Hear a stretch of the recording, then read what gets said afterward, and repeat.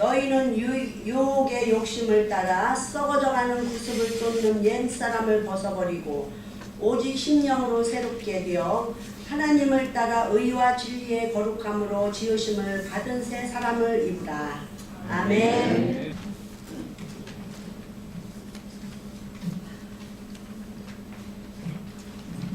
세상에는 두 종류의 사람이 있습니다. 한 종류의 사람은 옛사람입니다. 다른 나머지 한 종류의 사람은 누굴까요? 네, 쉽죠. 새사람입니다. 옛사람과 새사람.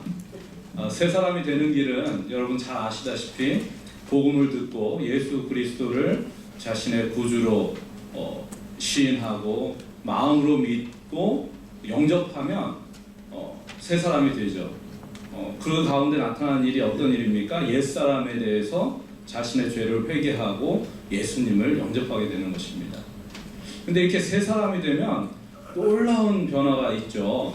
세상이 달라 보이고 어떻습니까? 과거에 내가 가장 중요하게 여기고 쫓았던 그 가치가 더 이상 내게 가치 있는 것이 되지 않습니다. 물론 시간이 좀 지나면서 다시 또 좀 헷갈리는 사람들도 많이 있긴 하지만 그 딱 구원 받았을 때 그 감격은요, 무엇으로도 표현할 수가 없죠. 그거를 경험해보지 않은 분들은 몰라요. 혹시 경험하지 못하신 분들이 있으면 꼭 금년이 가기 전에 경험하는 역사가 있기를 축복합니다. 아멘. 근데 새 사람이 돼서 살아갈 때에 자꾸 처음에는 괜찮은데 10년, 20년 이렇게 살다 보면 자꾸 옛사람의 습관으로 돌아가려고 하는 그런 본성이 있다는 거예요. 마음에. 옛 습관이 쉽게 안 없어지는 거예요. 그래서 보면은 조폭 두목이었다가 크리스찬으로 변하다가 목사가 됐고 신학해서 목사 됐고 이랬다가 또 사람 두드려 펴가지고 또 사기 쳐가지고 들어가고 정말 참 어이가 없죠. 그만큼 옛 습관이라는 것이 참 무서운 거예요. 옛 사람이라는 것이. 그래서 그냥 가만히 방치하고 두면 우리가 노력하지 않으면 그냥 새 사람으로 딱 살아가면 얼마나 좋겠어요. 그런데 노력하지 않으면 어떻게 됩니까? 그냥 옛 습관으로 자연스럽게, 너무나도 자연스럽게 성령의 충만함을 점점 소멸하면서 이제 옛사람처럼 또 살아가는 거가 되는 거예요. 오늘날 가장 문제가 되는 그 이유가 뭐냐면 바로 그 옛사람의 유혹에 빠져서 다시 옛생활로 돌아가는 것입니다. 오늘 말씀은 옛생활에 대한 그 유혹에 대해서 옛사람의 유혹에 대해서 경각심을 우리에게 깨우쳐주는 말씀입니다. 이 옛사람의 유혹, 그것은 바로 그 유혹의 욕심이라는 거예요. 유혹의 욕심. 그러니까 이 유혹의 욕심은 아담과 하와가 마귀의 유혹을 받을 때 나타나죠. 하나님께서 선악을 알게 하는 나무의 실과를 따먹지 말라고 하셨어요. 그러면 먹으면 정령 죽으리라. 근데 마귀가 유혹합니다. 야, 그거 다 뻥이야. 먹으면 절대 그렇지 않아. 네 하나님처럼 될까봐 먹지 말라고 한 거야. 그렇게 유혹을 받고 갑자기 딱 그 나무를 보는 순간 어떻게 됩니까? 그 나무가 먹음직도 하고 보암직도 하고 지혜롭게 할 만큼 탐스럽기도 한 거예요. 이 세 가지 유혹이 있는 거예요. 먹음직도 하고, 요한일서에서는 육신의 정욕이라고 합니다. 보암직도 하고, 그거는 이상의 자랑이라고 말씀하고 있어요. 지혜롭게 할 만큼 탐스럽기도 한지라. 육신의 정욕, 죄송해요. 안목의 정욕, 보암직도 하고는 안목이죠. 보는 거니까 안목의 정욕. 그리고 마지막에 지혜롭게 할 만큼 탐스럽기도 한지라. 이거는 이생의 자랑이라고 할 수 있는 것입니다. 근데 예수님께서도 동일한 유혹을 받으셨어요. 40일 금식하시고 공생애 시작하실 때 마귀가 유혹합니다. 근데 이거 유혹하는 것이 딱 이 세 가지 유혹인 거예요. 근데 오늘날 교회가 이 세 가지 유혹 때문에 무너지고, 오늘날 크리스천들이 이 세 가지 유혹 때문에 무너지고 있는 거예요. 왜냐하면 교회의 어느 순간에선가부터 육신의 정욕과 안목의 정욕과 이생의 자랑이 지극히 당연한 것인 것처럼 교인들의 마음에 자리 잡고 현대 교회에 자리 잡고 있다는 거예요. 이게 바로 사탄의 이 마귀의 계획인 것입니다. 우리는 이것을 영적으로 분별해야 할 줄로 믿습니다. 예수님께서는 이것을 말씀으로 물리치셨어요. 처음에 마귀가 유혹한 게 뭐였냐면, 야, 네가 하나님의 아들이면은, 아들이거든, 저 돌을 명하여 떡덩이가 되게 해라. 지금 40일 금식했습니다. 이스라엘의 그 돌들은요, 빵하고 비슷하게 생겼어요. 네, 비슷하게 생겼어요. 파리 바게트 빵 아시죠? 동그란 거, 그냥 돌덩이 같이 생긴 거, 딱딱하게 있잖아요. 진짜 뭔 맛으로 먹는지 모르겠어요. 하지만 그게 빵인 거예요. 떡인 거예요. 또 예수님께서 하나님의 아들이시고 말씀으로 천지를 창조하신 그 말씀이신데, 그 말씀이 육신되어 오신 분이니까 당연히 딱 명하면 어떻게 됩니까? 그거 그냥 빵 돼서 드시면 돼요. 40일 금식기도 하신 목사님이 그 말씀을 하시는데, 이제 제가 전에 옛날에 이제 제 처음 교회에서 이제 가서 뭐 복음 듣고 예수님 믿고 할 때 이제 개척교회 목사님께서 40일 금식을 하시고 40대 후반에 교회를 개척하셨어요. 그런 분이 계셨는데, 그분이 40일 금식하신 다음에 딱 내려오는데 자신의 의지와 관계없이 음식 쓰레기를 이렇게 모아놓은 데 있잖아요. 짬밥통이라고 그러네. 막 음식 쓰레기들인데 자신의 의지와 관계없이 손이 그쪽으로 가세요. 이러다 내가 죽지. 깜짝 놀래가지고 이렇게 그 정도로 이 40일 금식을 하면 이렇게 되는 거예요. 사람이 정신 나가는 거예요. 배는 게 없는 거예요. 뭐만 배웁니까? 먹는 것만 배우는 거예요. 먹는 것만. 예수님이 인간이 되신 거예요. 인간이잖아요. 예수님은 하나님의 아들이시고 하나님이시지만 참 하나님이시며 동시에 인간이신 성자 예수님께서 40일 금식하셨어요. 그러면 어떻게 보입니까? 돌이 빵으로 보일 수 있어요. 충분히. 딱 드시고 싶지 않으시겠어요?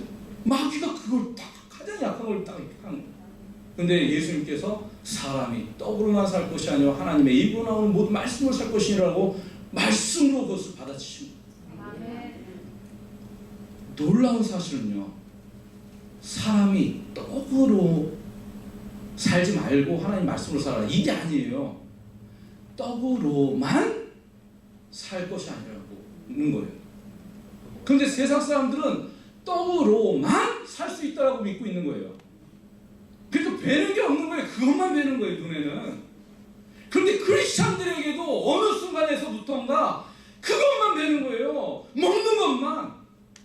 구원받을 때는 구원의 감격으로 인해서 뭐 세상의 모든 것을 얻은 것 같고, 이 세상에 그 어떤 것도 주님과 바꾸지 않으리 뭐 다 드릴 것처럼 헌신하는데, 10년, 20년, 30년 지나가다 보니까 모든 사람들도 그렇게 생각하고, 그게 가장 중요한 것 같아.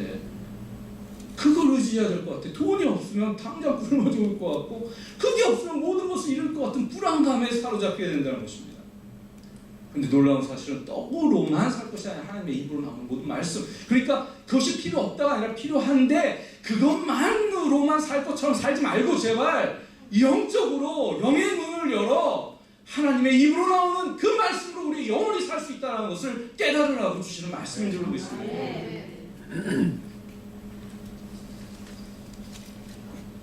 세상 사람들은 세상 사람들의 자랑은 좋은 직장, 좋은 집, 좋은 차, 좋은 학벌 등으로 얘기할 수 있습니다. 그렇죠? 한 가난한 사람이 있었어요. 이 가난한 사람이 너무 가난하니까 내가 성공해야겠다. 그래서 막 공부를 죽기 살기 해가지고 항상 1등을 하면서 이렇게 정말 명문대에 입학했어요. 풀 스칼러십을 받고 이제 명문대에 입학했어요. 그리고 나서 그의 길이 이제 막 열리기 시작합니다. 처음에는 화장실 하나인 집에서 살다가 이제 화장실 좋은 직장에 취직해갖고 화장실 2개인 집으로 이사를 하게 됐어요. 그러면서 이 사람에게는 3 베드룸, 2.5 말고 3 베드룸이 있는 집으로 가겠다. 이게 딱 마음에 이제 딱 소원이 잡힌 거예요. 그래서 그냥 했는데 정말 좋은 직장에 있다 보니까 몇 년 안 돼가지고 3 베드룸 집으로 이사했어요. 그리고 나서 좋은 뭐 이쁜 아내와 뭐 아주 자녀들 잘 낳고 이제 막 살아가다 보니까 아니 뭐 남부러울 곳이 없는 거예요. 그래서 친구들이 막 오면은 자랑합니다. 내가 이제 조만간에 몇 년 더 열심히 해가지고 폴 베스트롬 주고 갑니다. 폴 베스트롬. 근데 정말 몇 년 지나지 않아서 폴 베스트롬으로 왔어요. 그러고 나서 이 사람에게는 파이브 베스트롬이라는 걸 해도 살아야지 해가지고 이제 중견 이렇게 좀 시간이 가면서 애들도 다 장성해서 보내고 이제 파이브 베스트롬 갔어요. 이제 노년이 됐어요. 꿈에 그리던, 정말 꿈에 그리던 드림 컴 트루. 드림 컴즈 트루인가요? 드림 컴 트루. 죄송해요. 제 영어가 좀 짧아요. 이해해 주세요. 드림 컴 트루. 6 베스트룸으로 간 거예요. 나이 먹어서. 왜 복이 아닌가? 죄송해요. 제가. 이 사람이 이제 그러다 죽었어요. 그럼 이 사람은 평생 무엇을 위해서 살았습니까? 변기 뚜껑 개수 누리려고 살다가 죽은 거예요. 평생 변기 뚜껑 개수 누리려고 살다가 죽은 거예요. 그런데 많은 사람들이 이걸 위해서 목을 메고 살고 있다는 거예요. 우리 크리스찬들은 그런 사람들이 아님에도 불구하고 크리스찬들조차도 가치 기준이 어느 순간에서부터인가 외형적이고 외관적이고 세상 사람들이 추구하는 그 가치 기준대로 사람들을 평가하고 자신을 평가하고 하나님이 주신 놀라운 축복과 은혜들은 다 내뺏겨져버리고 우울하여지고 이렇게 좌절해 있다는 거예요. 이것이 회복되어야 할 줄 믿습니다. 사람이 떡으로만 살 것이 아니라 하나님의 입으로 나오는 모든 말씀으로 살 것이다. 이것이 우리에게 얼마나 가치 있고 얼마나 귀한 것이고 얼마나 감사한 것인 줄지 모릅니다. 이 두 번째 시험이 있었어요. 예수님께 두 번째 시험. 성전 꼭대기에 예수님 세우고 하나님의 아들이면 뛰어내리라고 그러는 거예요. 그러면서요 마귀가 지혜로워요. 왜 뱀처럼 지혜로워라. 비둘기처럼 숨기라고 뱀처럼 지혜로워라. 왜 뱀처럼 지혜로워라 하냐면 그 스트레리지가 정말 보통이 아니에요. 하나님 말씀을 들이대는 거예요. 말씀. 시편 91편 11절 12절의 말씀을 딱 들이대면서 네가 하나님의 아들이면 천사들이 다 수종해갖고 네 발이 돌에 부딪히지 않게 할 것이다. 그러니까 멋지게 착지한다는 거예요. 하나님의 아들이면. 예수님 입장에서는요. 우리 입장 바꿔서 생각해보면 우리가 우리가 막 어떤 진실한 것을 가지고 막 얘기하는데 사람들이 다 그거 안 믿으면 어떻게 됩니까? 억울하지 않아요? 누명을 써요. 나 분명히 안 훔쳤는데 저만 빼고 모든 사람들이 내가 범인이라고 생각하고 있어. 와, 미치죠. 억울하죠. 조금 다른 예를 들자면 왕의 아들이 이제 딱 세자가 저작거리에 가는데 사람들이 다 세자 아닌 줄 아는 거예요. 근데 세자라고 해도 안 믿어요. 얼마나 답답하겠습니까? 왕이 딱 나타나는 뒤에 저 사람 내 세자자 그러면 얼마나 좋습니까? 그렇죠? 성경에서 딱 뛰어낼 때 이렇게 되면 말씀대로 하나님의 아들임이 증명되는 거예요. 우리는 그런 것을 굉장히 사모하기도 합니다. 이것이 뭐냐면 명예욕이에요. 명예욕. 안목의 정욕이라는 것이 사람들에게 보여지는 것, 그래서 내가 인정받는 것, 하나님의 아들인 것으로 딱 나타나면 억울하게 이렇게 고통받을 것도 없고 사람들이 다 추앙하고 얼마나 좋습니까? 그 유혹이 있다는 거예요. 목회자 같은 저 같은 사람에게도 그런 유혹이 참 커요. 이렇게 인정받고 추앙받고. 하지만 이것이 망하는 길이라는 사실을 알아야 됩니다. 오늘날 많은 분들이 쓰러지고 넘어지고 하는 것들이 이 명예욕에서 넘어지는 거예요. 이렇게 높은 자리에 있다가 자꾸 넘어지는 거예요. 거기서. 그리고 또 이런 것도 있죠. 내가 겸손하게 이렇게 하다 보면 하나님께서 높여주실 거예요. 이것도 변형된 명예욕이에요. 그런 마음도 가지면 돼. 우리는 하나님은 하나님, 로드십을 인정하고 주인 되심을 인정하고 우리는 하나님의 자녀이고 주의 종이고 하나님의 자녀이다. 하나님의 자녀인 것을 인정해야지 그 자리가 딱 인식이 돼야지 더 이상 유혹의 욕심이 우리 안에 자리 잡지 못하는 거예요. 하나님이고 나는 나고 이래야 되는데 자꾸 내가 그냥 이렇게 다 인정받고 그런 자리에 있으려고 하니까 문제가 되는 것입니다. 시편 91편 11절 12절에 저가 너를 위하여 그 사자들을 명하사 내 모든 길에 너를 지키게 하심이라 저희가 그 손으로 너를 붙들어 발이 돌에 부딪히지 않게 하리로다 라는 이 말씀으로 유혹했을 때 예수님께서는 주 너의 하나님을 시험하지 말라 하였니라 라고 말씀하셨어요. 그래서 우리는 정말 실수하기 쉬운 게 하나님의 말씀을 맞지도 않는 상황에다가 들이대가지고 막 사람 정죄하고 판단하고 막 나를 합리화시키고 할 때 그것처럼 무서운 게 없어요. 이단이 다 그렇게 조합해가지고 자신들의 논리를 만드는 거거든요. 근데 우리는 그러지 않아야 돼요. 마치 자칫 잘못하면 욥의 세 친구처럼 하나님의 말씀을 들이대고 욥의 시련을 당하고 있는 사람에게 가고 너 뭔가 하나님께 죄를 지어서 그래. 너는 뭔가 죄가 있어서 그래. 죄 때문에 고통받는 거야. 하나님 말씀에 있는 거예요. 하지만 거기에는 적합하지 않아요. 하나님께 욥의 세 친구들이 책망받았잖아요. 나중에 중요한 건 뭐냐면 그 때와 그 상황이 있는 거예요. 하나님께의 말씀은 수많은 여러 가지 상황과 방법들 가운데서 거기에 맞춰서 주신 거기 때문에 우리는 말씀을 대할 때 그 말씀 전후를 보고 그 전체 장에서의 어떤 그 말씀의 어떤 위치에 어떤 그 의미로 들어가 있는지를 우리가 깨닫고 그 말씀을 그 상황에 맞는 사람들에게 적용시켜야지 그 말씀이 비로소 역사가 나타나고 그 말씀이 비로소 우리에게 힘이 되고 우리의 생명을 소성케 되는 그런 역사가 있는 줄로 믿습니다. 그리고 마지막 마귀의 그 유혹은 무엇이었습니까? 지극히 높은 산으로 가서 천하만국을 보여주면서 만일 내게 엎드려 경배하면 이 모든 것을 내게 주리라. 그러니까 천하를 줄 것이다 라는 것이에요. 예수님을 믿지 않는 사람들의 가장 큰 죄, 바로 그것은 하나님의 자리에 자신들이 앉아있는 것입니다. 우리가 하나님의 자리에 앉으려고 하는 유혹을 뿌리쳐야 돼요. 그러기 위해서는 하나님은 주인 되신 분이고 나는 종이다. 하나님은 나의 영혼의 아버지시고 창조주시고 구원자시고 나는 하나님의 피조물이다. 이게 정확히 서야지 감히 우리가 뭐 좀 이렇게 남들보다 뭐가 잘 됐다고 잘 풀렸다고 뭐 좀 더 잘 나간다고 감히 뭐 자랑하거나 그걸 내세울 수 없는 줄로 믿습니다. 우리는 영적으로 정말 구원받은 하나님의 자녀들이 얼마나 소중하고 가치 있고 귀한 자들인가를 서로 깨달으며 나아가야 할 줄로 믿습니다. 마귀의 유혹은 마치 우는 사자들처럼 막 우는 사자들이 주변에 막 득실거리는 것 같아요. 제게 길이 놓여 있는데 사자들이 그냥 옆에서 그냥 막 우는 사자처럼 뭐 들이대면 갈 수 있어요? 없어요? 못 가죠. 안 무섭습니까? 안 무섭습니까? 무서우시죠? 네, 무섭죠. 세상의 유혹이 이와 같다는 거예요. 무서워요. 도저히 갈 수 없어요. 유혹에 넘어갈 수밖에 없어요. 모든 사람이.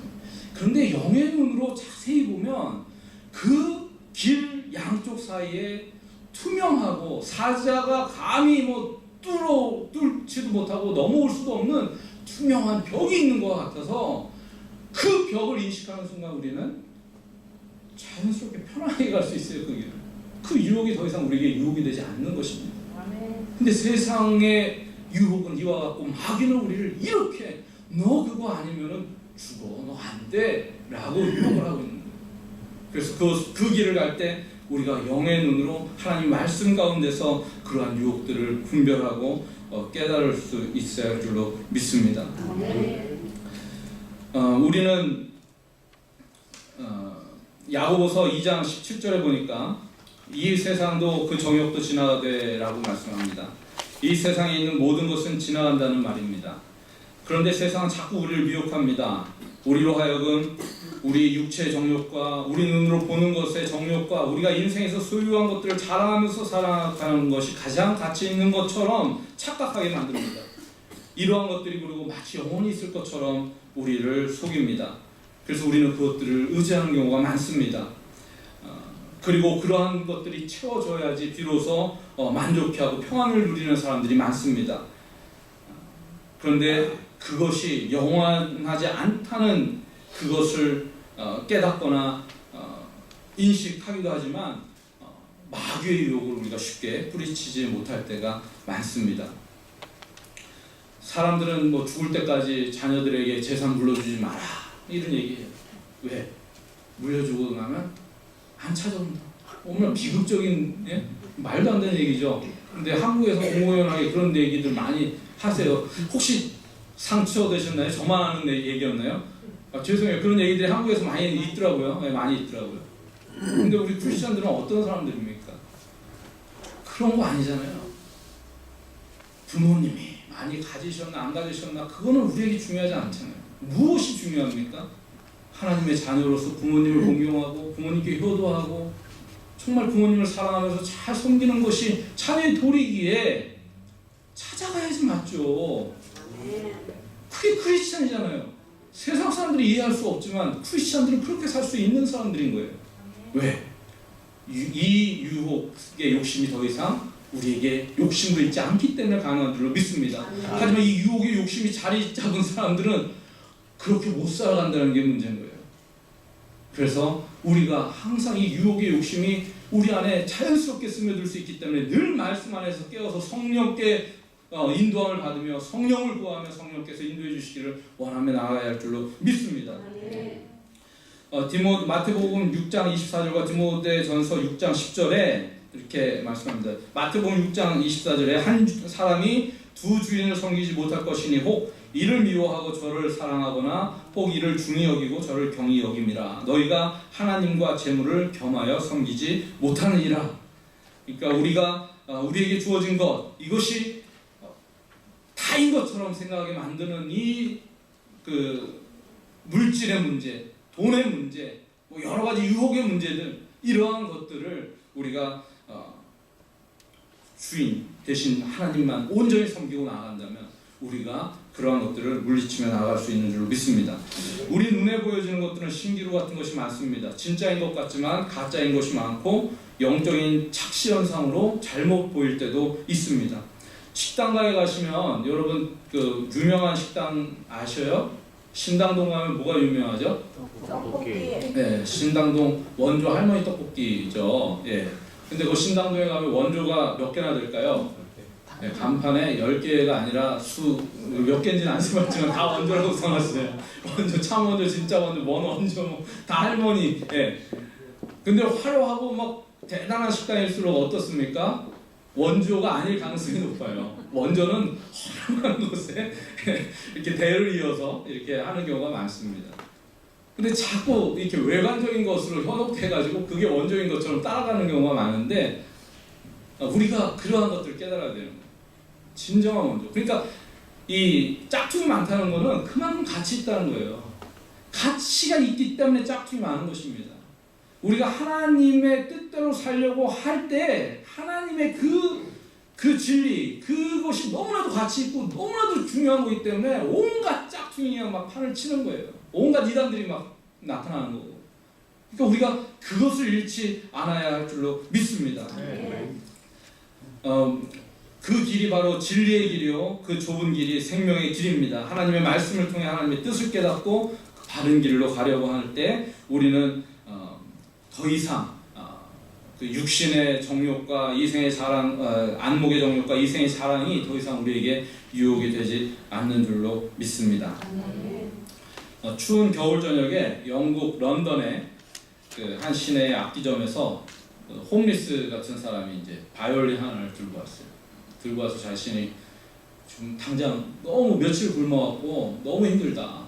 그러니까 좀 이거 햄버거 먹을 수 있게 음식 좀 사 먹을 수 있게 이거 좀 사달라라고 했어요. 그래서 이 악기점 주인이 그러냐고 해서 이제 그당 1파운드 그 당시 이제 5불 정도 되는 돈을 줘서 이제 보냈습니다. 그리고 나서 이제 먼지 투성이에 막 이렇게 그렇지만 그래도 악기 주인이고 또 악기에 또 일가견이 있는 사람이니까 이 사람이 이제 튜닝을 하고 조율을 하고 이렇게 이제 딱 켜보는 거예요. 근데 소리를 딱 들었는데 자기네 집에 있는 가게에 있는 악기 중에서 가장 좋은 바이올린 소리가 나요. 이거는 도저히 이거는 있을 수 없는 일이다 싶어가지고 먼지 털고 그 안을 이제 딱 봤어요. 깜짝 놀란 거예요. 제 이름을 못 외워가지고 안토니오 스트라디바리. 이름이 안토니오 스트라디바리 1704년에 제작한 크레모나의 안토니오 스트라디바리가 이제 1704년에 제작한 바이올린이에요. 이게 근 100여 년 동안 행방불명돼서 그 뭐 하는 사람들이 찾으려고 했던 그 바이올린이었던 거예요. 그래서 이 사람이 깜짝 놀라서 막 그 사람을 찾아가려고 나가보니까 없어요. 찾을 수도 없고. 결국 그 1파운드로 샀던 그 5불짜리 그 바이올린이 당시 화폐 가치로 10만 달러짜리였던 거예요. 예. 현재 미국 워싱턴 국회도서관 박물관에 소장되어 있는 최고의 스트라디바리 바이올린으로 인정해주는 베츠라는 바이올린입니다. 그 악기점 주인 이름이 베츠예요. 예. 만약에 싸구려 바이올린에다가 그냥 스트라디바리 해라고 붙여놓으면 그게 진품됩니까? 안 되는 거예요. 스트라디바리 그 바이올린은 현대 과학으로도 그 소리를 증명하기 힘들 정도로 그 놀라운 소리가 난다고 해요. 약 4, 5년 전에 그 스트라디바리 한 대가 또 그 경매에 나와서 그 낙찰이 됐는데 영국 그 낭만파신 바이런의 손녀가 소장하고 있던 건데 그게 우리나라 돈으로 당시 이제 1721년산 바이올린인데 약 172억 원에 팔렸다는 뉴스를 들었어요. 그때 봤어요. 그러니까 이게 참 기가 막힌 이런 말도 안 되는 상황이 있는 것처럼 우리는 지금 막 먼지 투성이로 돼서 사람들이 몰라고 때로는 우리 자신도 우리 막 먼지 투성이라 우리 자신 잘 몰라요. 그냥 얼마짜린지 172억 원이 아니라 값으로 매길 수 없는 이 놀라운 가치를 자기 자신도 모르고 사람들도 몰라요. 구원 받을 때 처음에 그 구원의 감격이 있을 때는 막 알아요. 근데 자꾸 마귀의 유혹이 그냥 막 이렇게 유혹 욕심 때문에 자꾸 가치가 그냥 가치 기준이 변경되면서 이상한 상황이 되어 있는 겁니다. 회복하시기 바랍니다. 아멘. 오늘부터 그 구원의 감격을 다시 회복하시기 바랍니다. 아멘. 아멘. 우리 옆에 있는 분들이 얼마나 스트라디바리 172억 원짜리 비교도 안 되는 분들인 걸 다시 한번 보세요. 지금 빨리. 네. 네. 세상에서는 뭐 군에서는 그냥 군인을 가장 그 보급품 중에 그냥 최하로 쳐요. 죽으면 그냥 땡이니까. 그런데 우리는 그런 존재가 아니에요. 뭐 값으로 살 수 없는 존재인 거예요. 우리는. 이거 우리가 영적으로 깨닫고 존중하고 서로 정말 귀하게 여길 수 있기를 바라고 무엇보다 하나님께서 우리를 그렇게 가치 있는 자로 지금도 보고 계시다는 사실을 꼭 믿음으로 확신하고 믿고 나아가실 수 있는 저 여러분 되시기를 주님의 이름으로 축복합니다. 아멘. 에베소서 1장 13절에 그 안에서 너희도 진리의 말씀 곧 너희의 구원의 복음을 듣고 그 안에서 또한 믿어 약속의 성령으로 인치심을 받았으니 라고 말씀합니다. 진리의 말씀 안에서는 두려움이 사라집니다. 증거하는 이는 성령이시니 성령은 진리니라. 우리 안에 성령께서 계시고 하나님의 영이 우리와 함께 하시고 우리에게 진리의 말씀을 주셨고 그 진리의 말씀을 깨달을 수 있는 은혜를 주셨습니다. 그렇다면 그 진리로 말미암아 우리는 새 사람을 입을 수 있는 줄로 믿습니다. 너희는 유혹의 욕심을 따라 썩어져가는 구습을 좇는 옛사람을 벗어버리고 오직 심령으로 새롭게 되어 하나님을 따라 의와 진리의 거룩함으로 지으심을 받은 새 사람을 입으라. 아멘. 오늘 이 말씀처럼 저와 여러분이 새 사람을 입고 주님을 따르는 그러한 하나님의 자녀들 다 되시기를 주님의 이름으로 축복합니다. 기도하시겠습니다.